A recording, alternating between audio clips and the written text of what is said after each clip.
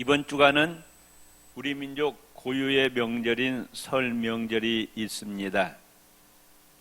세상 사람들은 명절 때 먹고 마시고 즐기고 여행 가는 것으로 끝나지만 우리 그리스도인은 거기에 덧붙여서 해야 될 일이 있습니다. 이번 명절을 우리 그리스도인들이 어떻게 지내야 되느냐? 첫 번째, 우리는 오늘까지 베풀어 주신 하나님의 은혜를 기억하고 하나님께 감사와 찬양을 올리시는 명절이 되시기를 바랍니다.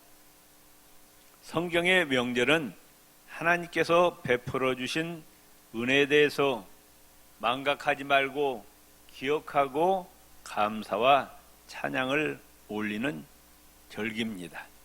구약 성경에 중요한 세 가지 절기가 있습니다.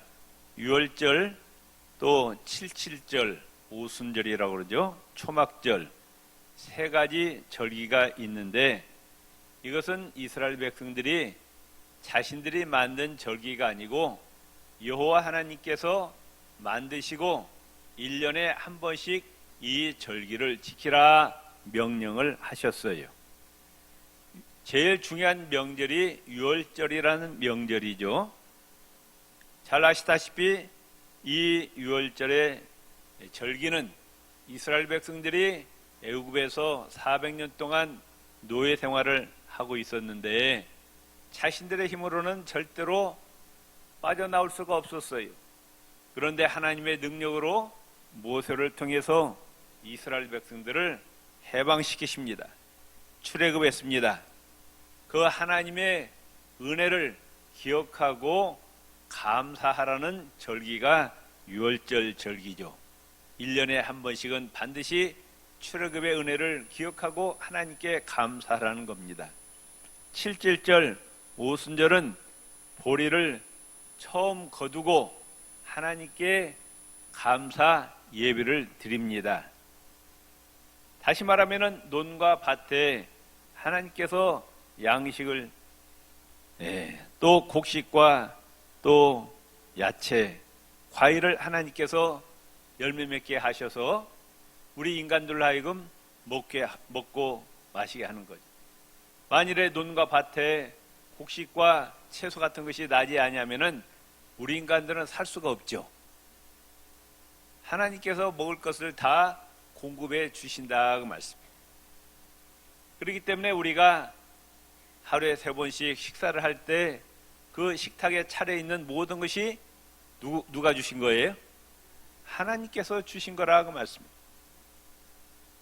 세상 사람들은 그게 누가 준지도 모르고 저절로 생긴 줄 알고 하나님께 감사하지도 않고 그냥 먹고 마시는데 우리는 먼저 그 식탁을 바라보고 하나님께 감사하면서 식사를 하시기를 바랍니다. 초막절은 뭐예요? 이제 출애굽에서 이스라엘 백성들이 40년 동안 광야 생활을 합니다. 이 광야는 사람이 살 곳이 아니에요. 먹을 것도 없고 또 집도 없고 물도 없고 정말 낮에는 너무 뜨겁고 밤에는 너무 추워서 살 수가 없는 곳인데 200만 명, 300만 명 되는 이스라엘 백성들을 40년 동안 하나님께서 먹여주십니다.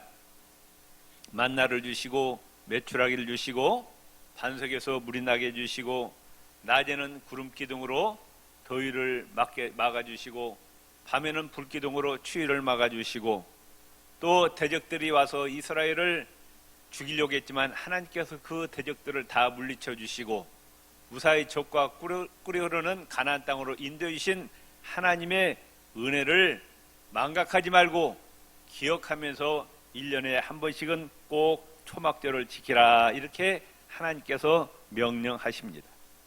다시 말하면 모든 명절은 하나님께서 주신 은혜를 기억하고 감사하는 절기라 그 말씀. 그렇기 때문에 우리가 설날 명절을 지내면서 역시 하나님의 은혜를 우리가 기억하고 감사하는 절기가 되어야 돼요. 세상 사람들은 하나님 없다고, 하나님 관심도 없고 그저 먹고 마시고 즐기다가 명절을 끝내는데 우리 그리스도인은 세상 사람처럼 살면은 안 된다 그 말. 우리는 이 명절 기간 동안에 우리가 하나님께 감사할 조건을 찾아서 하나님께 감사하는 절기가 되시기를 바랍니다. 지금까지 지내온 것도 다 하나님의 은혜고 지금도 하나님의 은혜로 살고 있고 앞으로도 하나님의 은혜로 살아갈 것을 생각하면서 하나님께 감사하시기를 바랍니다. 창세기 1장 1절에 보면은 성경이 어떻게 시작이 됩니까? 태초에 하나님이 천지를 창조하시니라. 원래 이 우주가 없었다 그 말. 그런데 하나님께서 이 우주를 만드셨어요. 이 우주 안에 있는 모든 것은 다 누가 만드셨느냐? 여호와 하나님께서 만드셨어요. 우리 인간들이 지금 살고 있는 지구도 누가 만드셨어요? 하나님이 만드셨다. 지구가 없으면 우리가 살아갈 수가 없죠. 우리가 발을 디디고 사는 이 지구를 하나님께서 만들어 주셨어요. 세상 사람들은 당연하다고 생각해요. 저절로 생겼다고 합니다. 저절로 생긴 것이 아니고 당연한 것이 아니고 하나님이 창조하신 지구라 그 말씀. 우리는 하나님께 감사해야 되고 지구는 있는데 태양이 없다. 우리가 살아갈 수 있어요, 없어요? 태양이 없으면 살아갈 수가 없죠. 태양에서 빛과 열이 와야 우리가 살아갈 수가 있다 그 말씀이에요. 그 태양을 만드신 분이 누구시냐? 여호와 하나님이시오. 근데 태양이 얼마나 뜨거운지 몰라요. 불덩어리예요. 태양 안에는 수만 도고 태양 표면만 6,000도입니다. 용광로보다 더 뜨거워요. 지구가 태양으로 가까이 갔으면 다 타서 죽을 거예요. 또 지구가 태양에서 멀어지면 다 얼어 죽을 거예요. 그런데 하나님께서 지구와 태양을 적당한 위치에 두셔서 지금 우리가 살고 있는 거예요. 세상 사람들은 전혀 그런 걸 알아요, 몰라요? 몰라요. 그냥 살아갑니다. 먹고 마시고 즐기고.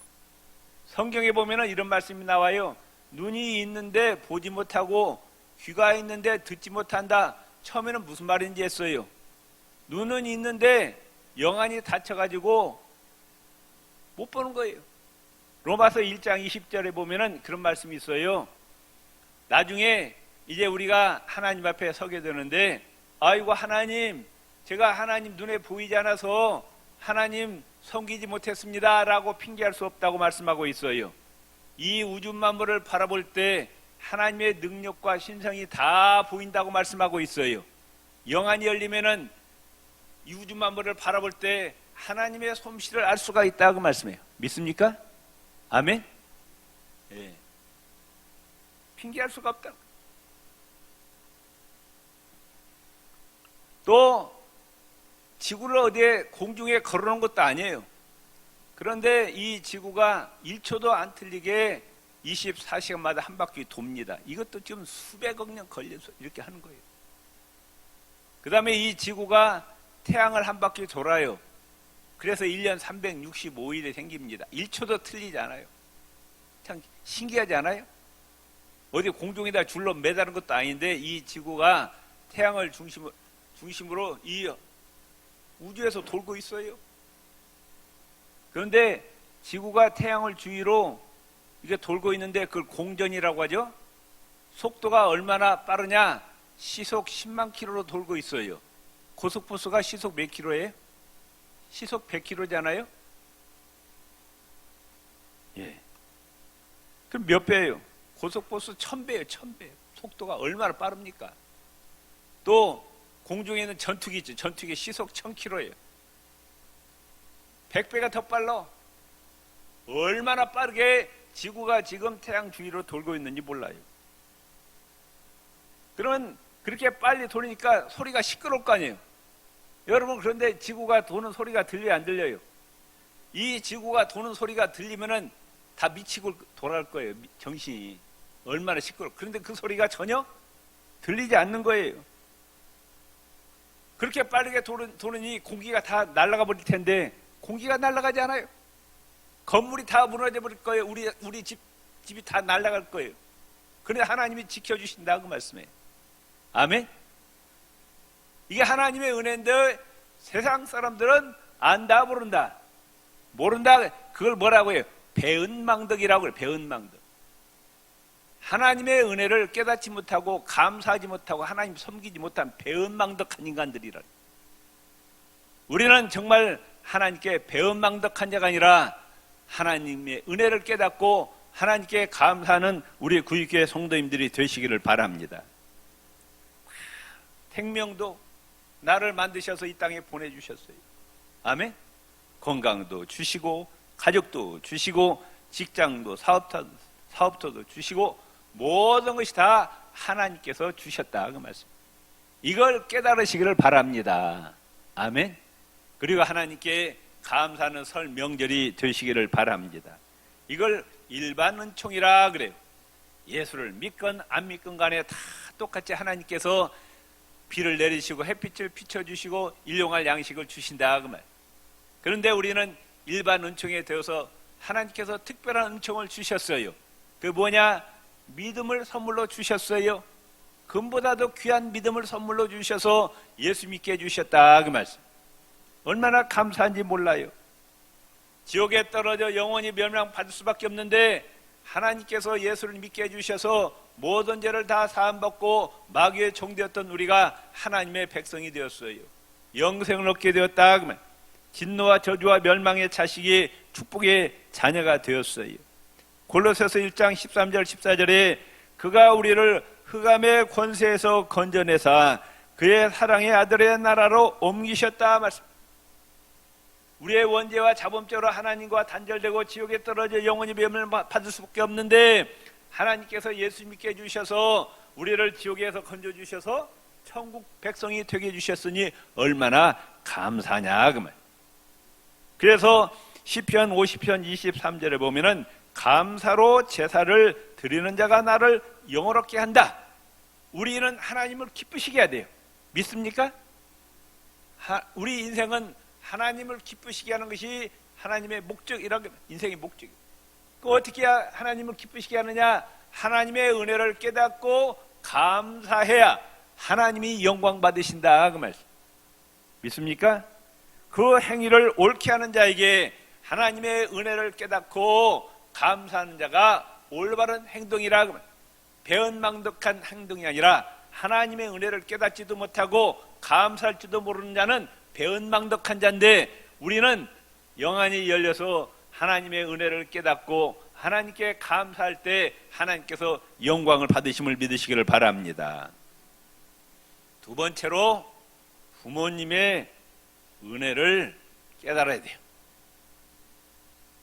부모님의 은혜를 깨닫지 못하고 감사하지 못하면 이것도 배은망덕이에요. 그런 자들이 얼마나 많아요. 지가 잘나고 지가 똑똑해서 지금까지 살아있는 줄 알아요. 부모님이 나를 위해서 여러분도 자식 키워서 알지만은 자식 때문에 부모가 다 희생하잖아요.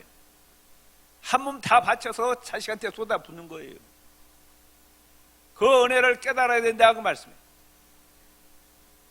그리고 부모에게 효도해야 된다 그 말씀. 그런데 그 부모를 은혜를 깨닫지 못한 자들이 있어요. 내가 잘나고 내가 똑똑해서 살고 있는 줄 알아요. 나를 낳고 나를 키워주시느라고 다 늙어버렸어요. 힘이 다 빠졌어요. 호백발입니다. 힘이 없어요. 이거 빨리 돌아가시지. 돌아가시지 않고 뭐하고 있어요. 이런 자식들이 있어요. 불효자식입니다. 십계명에 보면은 1계명에서 4계명까지 하나님께 대한 계명이 하나님을 어떻게 섬기라고 말씀하고 있어요. 5계명에서 10계명까지는 인간 간의 계명입니다.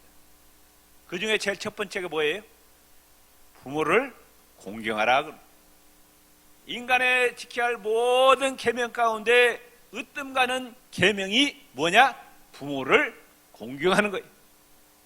부모의 은혜를 기억하고 배은망덕하지 말고 부모의 은혜에 깨닫고 공경하고 효도하는 것이 인생의 첫 번째 의무라 그 말씀. 그런데 오늘 현대인들에게 부모에 대한 효가 점점 사라지고 있어. 심지어 교회를 다니는 예수 믿는다고 하는 자들도 부모를 귀찮게 하게 해요. 부모를 함부로 합니다. 말도 함부로 하고 빨리 돌아가시라고. 그러면서 하나님 앞에서 또 예배 드린다고 그래요.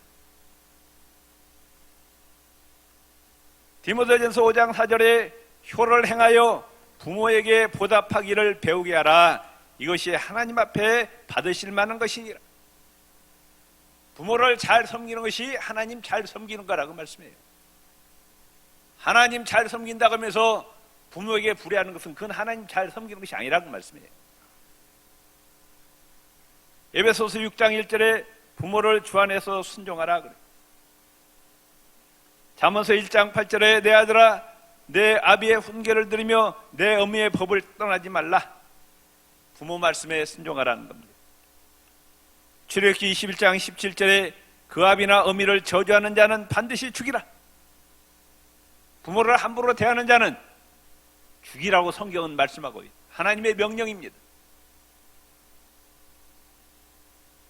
그리고 조상의 부모의 신앙을 이어받아야 돼. 디모데는 외할머니 로이스, 어머니 유닉의 신앙을 이어받았습니다. 여러분의 가정도 여러분의 자식들, 손자, 손녀들, 자자손손, 천대까지 신앙을 이어받고 하나님 잘 섬기고 천대까지 복 받으시기를 주의 이름으로 축원을 드립니다. 에베소서 6장 2절 3절에 내 아버지와 어머니를 공경하라. 이것이 약속이 있는 첫 계명이니 이는 내가 잘되고 땅에서 장수하리라. 하나님이 약속하셨어요. 부모를 잘 섬기는 자, 부모 공경하는 자의 이 땅에서도 장수와 형통과 승리하고 복을 주시겠다고 하나님이 약속하셨다 그 말씀. 아브라함은 아버지 데라를 잘 봉행합니다. 이삭은 아버지 아브라함에게 또 절대 순종합니다. 아브라함과 이삭이 영과 육의 축복을 다 받았어요. 룻게 보세요. 룻게 보면은 룻이 시어머니 나오미를 최선을 다해서 효도합니다. 그랬더니 하나님께서 이 룻을 이방 여자인데 다윗과 예수 그리스도의 조상으로 세우셨어요. 반면에 불효자식은 벌을 받습니다. 출애굽기 21장 14절에 자기 아비나 어미를 치는 자는 반드시 죽이라 그랬어요. 엘리 제사장의 두 아들 홈리와 피나스 망나니였잖아요. 부모에게 불효했어요. 또 다윗의 아들 압살롬 아버지를 죽이고 자기가 왕자리를 차지하려고 했어요. 하나님께 벌을 받고 망하고 맙니다. 부모에 대한 불효는 무서운 죄악이라고 말해요. 예수님은 이 땅에 계신 동안에 정말 효자였어요. 가정에서 일찍이 아버지를 도와 목소리를 했고 어머니를 봉양했습니다. 마가복음 7장 10절에서 13절에 보면은 율법의 교사인 바리새인들이 유대인들을 잘못 가르쳐요. 예를 들면은 부모에게 드리는 용돈이 있어요. 그런데 그 용돈을 하나님께 바치면은 부모에게 드리지 않는다. 그렇게 가르쳤어요. 예수님께서 틀렸다. 하나님께 바칠 건 바치고 부모를 봉양할 것은 또 부모를 봉양하라. 예수님께서 그렇게 가르치셨어요. 하나님도 잘 섬기고 부모도 잘 섬겨야 되는 거예요. 하나님께 대한 은혜를 망각하고 배은망덕해서도 아니 되지만은 부모가 나를 어떻게 낳아주시고 어떻게 길러주셨는가 그 은혜를 깨닫고 부모에게 효도해야 돼. 배은망덕하면 안 된다 그 말. 그걸 여러분의 가정에서 자식들에게 손자 손녀들에게 가르쳐 주시기를 바랍니다. 누가복음 18장에 보면은 부자 청년에게 내 부모를 공경하라는 계명을 상기시켰고 또 가나 혼인잔치에서 직접 예수님께서 어머니의 부탁으로 물로 포도주를 만드십니다. 십자가상에서 곧 숨이 끊어지는데 제자 요한에게 어머니 봉양을 부탁을 합니다. 이와 같이 성경은 하나님의 은혜를 망각하지 말고, 부모님의 은혜를 망각하지 말고 감사하라고 말씀하고 있습니다. 이번 설 명절에 우리는 하나님께 감사하며 또 부모님에게 감사하고 내 자식, 손자들에게 꼭 부모 섬기는 법을 가르쳐 주시기를 바랍니다. 그러나 우리는 제사는 피해야 됩니다. 조선시대 때 유교를 장려하는 정책으로 말미암아 조상 제사가 강조됩니다. 그로 인해서 조상 숭배 사상이 생겨났어요. 제사는 뭐냐? 돌아가신 조상들의 영혼을 불러들여서 그 영혼을 신으로 섬기는 행위예요. 조상신을 예배한다 그 말씀. 이건 뭐예요? 크게 잘못되어 있는 거예요.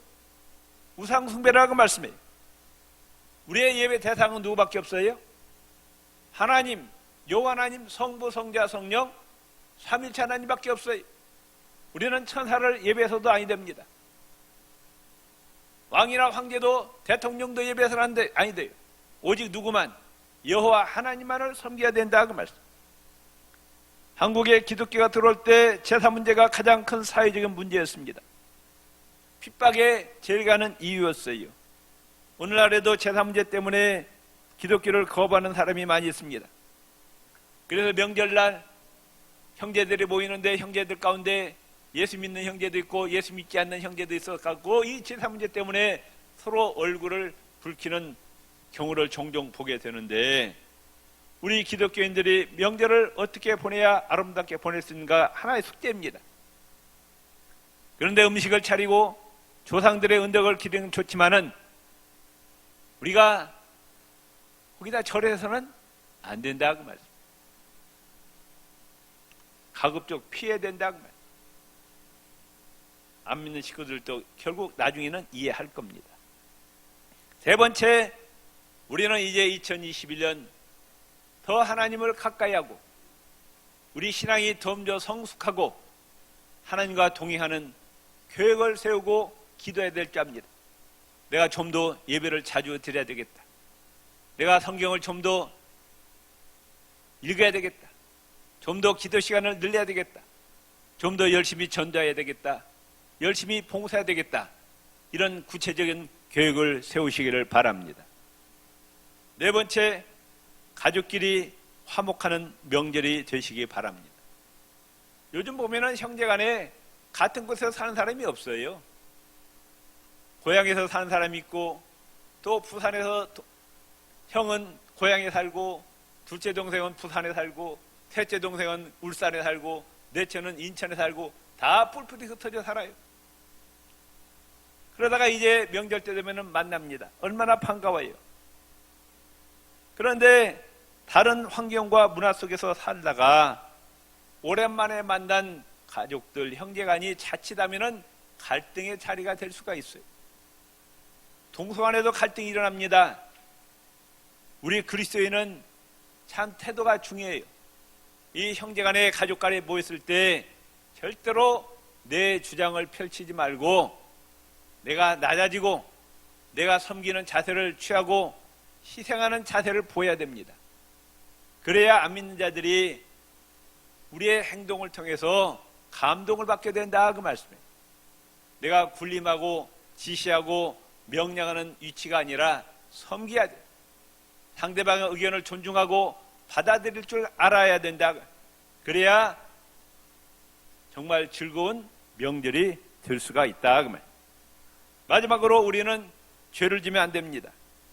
고린도전서 5장 8절에 이러므로 우리가 명절을 지키되 묵은 누룩도 말고 악에 찬 누룩도 말고 오직 순전함과 진실함에 누룩 없는 떡을 하자. 누룩은 죄와 부패를 상징합니다. 데살로니가전서 5장 22절에 악은 모든 모양이라도 버리라 말씀합니다. 명절 기간 동안에 죄 짓지 말라 그 말씀. 타락하고 방탕하지 말라 그 말씀. 내가 거룩하니 너희도 거룩하라고 말씀하고 있어. 우리는 하나님 말씀대로 거룩하고 순결하게 사시기를 바랍니다. 결론으로 말씀드립니다. 이번 주간에 우리는 설 명절 지나는데 물론 먹고 마시고 즐겨야 되죠. 그런데 세상 사람들은 그걸로 끝납니다. 그런데 우리 그리스도인은 거기서 한 단계 더 나아가서 하나님의 은혜, 부모님의 은혜 망각하지 말고 하나님께 감사하고 부모님께 감사하고 부모님께 더 효도하는 명절이 되어야 된다. 그리고 우리 신앙이 올 한 해는 좀 더 하나님을 가까이 되겠다. 하나님과 동행하게 되겠다. 이렇게 다짐하는 명절이 되시기를 바랍니다. 가족끼리 화목해지는 명절이 되시기 바랍니다. 절대로 주장하는 자세를 취하지 말고 내 주장을 관철시키려고 하지 말고 낮아지고 섬기고 희생하는 자세 보일 때 가족 간의 화목이 이루어질 줄로 믿습니다. 우리는 죄짓지 말고 타락하고 방탕하지 말고 거룩하고 순결하고 성결한 삶을 사시기를 주의 이름으로 축원을 드립니다. 기도하시겠습니다. 하나님 아버지, 이제 이번 주간에 설 명절이 있습니다. 하나님 아버지, 의미 있게 보람되게 설 명절 지키게 하여 주옵소서. 예수님 이름으로 기도드립니다. 아멘.